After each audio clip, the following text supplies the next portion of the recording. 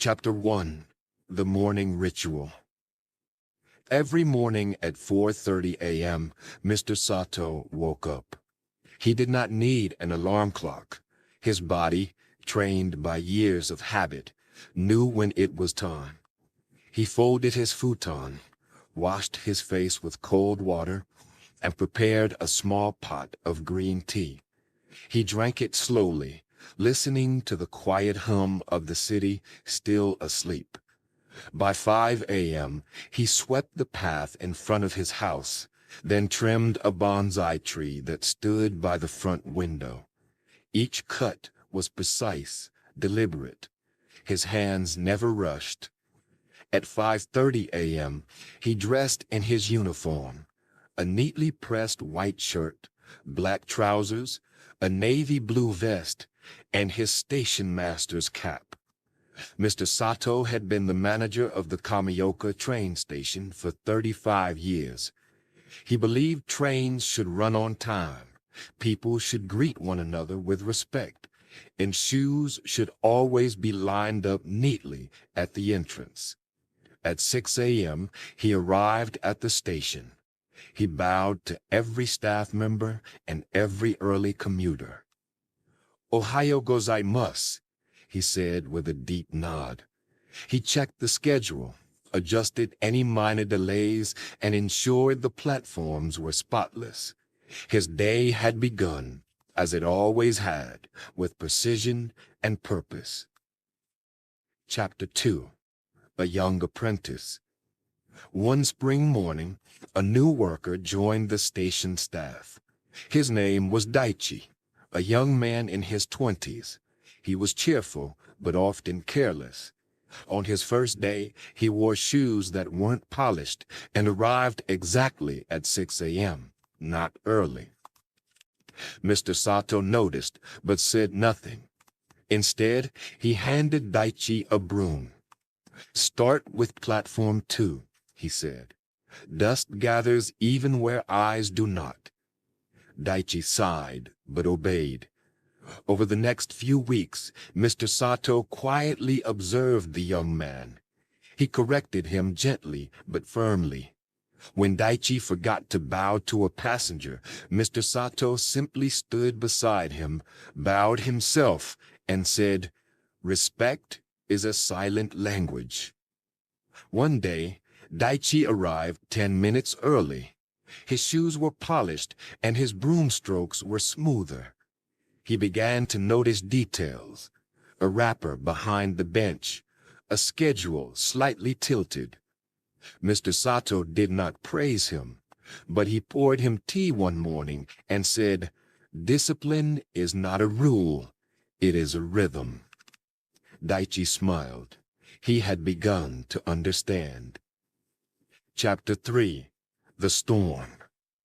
One summer afternoon, dark clouds rolled over the mountains. A storm was coming. The station became crowded as trains were delayed. Passengers grew impatient. Children cried. One man shouted at a ticket clerk. Mr. Sato remained calm. He walked to the platform, stood before the crowd, and bowed deeply. "There is a delay," he said clearly. "We are doing everything possible. Please wait with patience. Your journey will continue soon." His voice, though soft, carried weight. Slowly the crowd calmed. He moved from person to person, answering questions, offering umbrellas from the lost and found, handing tissues to a mother with a crying baby. Daichi watched in awe. "You didn't panic," he said later. Mr. Sato nodded. "Discipline prepares us not just for routine, but for chaos. We do not control the storm, but we control how we face it." That night, the storm passed. Trains moved again, and the station remained, as always, in quiet order. Chapter 4. The Lost Wallet. One morning, a commuter found a wallet on platform 3 and handed it to Daichi. Inside were several cards and a large amount of yen. Daichi brought it to Mr. Sato. "Shall we take it to the police?" he asked. "First, we will wait." He placed the wallet on his desk and made a small note in the lost items log. Then he continued his day as usual. Hours passed. Near evening, a man in a business suit ran into the station, his face pale. "I lost my wallet," he said breathlessly. Mr. Sato bowed. "Describe it, please." When he did, he handed it to him. The man opened it and counted the money. "It's all here," he said, stunned. "Not a single yen missing." Mr. Sato nodded. "We are not owners of what is not ours, even briefly." The man bowed deeply, tears in his eyes. Daichi watched, understanding now why Mr. Sato did things the way he did. Chapter 5. The Garden. Behind the station, hidden from view, was a small garden. Mr. Sato had cared for it for years. No one asked him to. No one paid him for it. But he believed a place where people travel should also offer a moment of stillness. He trimmed the hedges, cleaned the stone paths, and planted seasonal flowers. Spring brought cherry blossoms. Summer brought hydrangeas. In autumn, the maple leaves turned crimson. In winter, he arranged small pine branches and stones into quiet harmony. One day, Daichi followed him to the garden. "I didn't know this was here," he said. Mr. Sato handed him a pair of shears. "Beauty doesn't shout, but it listens when we are quiet." From then on, they tended the garden together, each learning from the other, not just about flowers, but about life. Chapter 6. A Day Off. Once every 3 months, Mr. Sato took a personal day. He never told others where he went. On one such day, he visited a temple in Nara. It was winter, and the air was crisp with the scent of pine and burning incense. He left his house at 4:30 a.m., boarding the first train. He wore a dark brown overcoat and carried a small cloth bag containing a thermos of tea, a notebook, and a photograph of his grandfather. As he rode the train, he looked out at the snowy landscapes, his reflection merging with the trees passing by.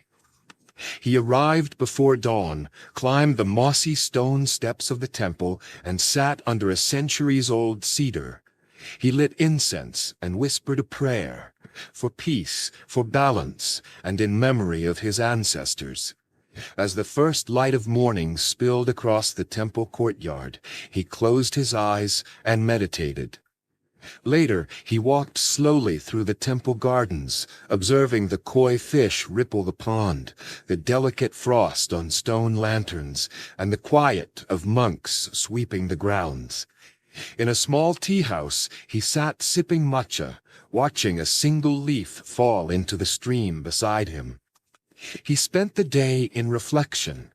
At lunchtime, he ate a small bento, rice, pickled plum, and egg roll, packed neatly at home.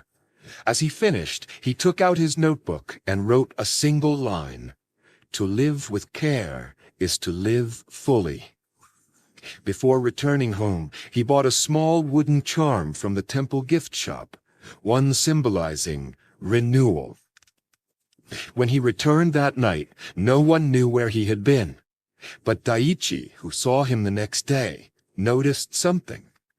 "You look younger today," he said. Mr. Sato simply smiled. Sometimes we must empty our cups to fill them again. Chapter 7. The Broken Clock. One morning, Mr. Sato noticed the old wooden clock in his living room had stopped. It had ticked for 25 years without fail, a gift from his father when he first became a station manager. Most people would buy a new one, but Mr. Sato placed it gently on his workbench, took out a magnifying glass, a soft cloth, and a set of tiny screwdrivers. He laid out the parts with precision, disassembling the clock piece by piece. He discovered the gears were clogged with fine dust, and one of the springs had slightly bent. For over 3 hours he cleaned each cog, oiled the axle joints, and realigned the spring by hand. As he worked, he hummed an old folk tune his mother used to sing. Daichi, who had stopped by with a question about train schedules, stood quietly watching. "Why not just replace it?" he asked, stunned by the meticulous effort. Mr. Sato looked up and said, "Because fixing teaches patience, and honoring what has served us teaches gratitude." That evening the clock resumed its soft ticking. Mr. Sato placed it back on the shelf. Every time it chimed, it reminded him of the beauty in preservation. Chapter 8. The Farewell Ceremony. After 35 years of service, Mr. Sato announced his retirement. News spread quickly, and the community began preparing a small farewell ceremony. Co-workers gathered pictures, passengers wrote thank-you letters, and even school children made origami flowers for him. The ceremony took place on a spring morning under blooming cherry blossoms at the station platform. There were speeches from the mayor, railway officials, and even a few tearful passengers. Someone played a soft melody on the shamisen. Daichi stepped forward, holding a framed photo of the station crew. "Mr. Sato didn't just teach me about trains. He taught me how to be human, how to be calm, consistent, and caring." The room fell into respectful silence. Mr. Sato bowed deeply, moved but composed. "I only walked the path shown to me. Now it is yours to walk, with care and humility." As the crowd applauded, cherry blossoms floated on the breeze. For Mr. Sato, it felt like the wind itself was bowing in thanks. Chapter 9. A New Chapter. Retirement did not mean rest for Mr. Sato. He began teaching calligraphy at a local community center twice a week. Students of all ages came, not only by his skill, but by his quiet presence. He began every class the same way: a bow, a deep breath, and 5 minutes of silence. Then came warm-up brushstrokes, followed by gentle instruction. He emphasized posture, breath, and intention. He said, "Each line reveals your spirit. You cannot hide anger or haste in calligraphy. Be present, be gentle." His lessons became more than art. They became a form of therapy. Elderly students found peace. Young students found focus. One teenage girl once told her mother, "When I write with Mr. Sato, the world feels calm." In a digital age, his quiet ink strokes reminded everyone that beauty lives in slowness. Chapter 10. The Path Continues. Even in retirement, Mr. Sato woke at 4:30 a.m. He swept, he brewed tea, he walked the same streets and greeted the same neighbors. He volunteered once a week at the city library, organizing books and helping children find stories. He trimmed the hedges of an abandoned park and watered its plants.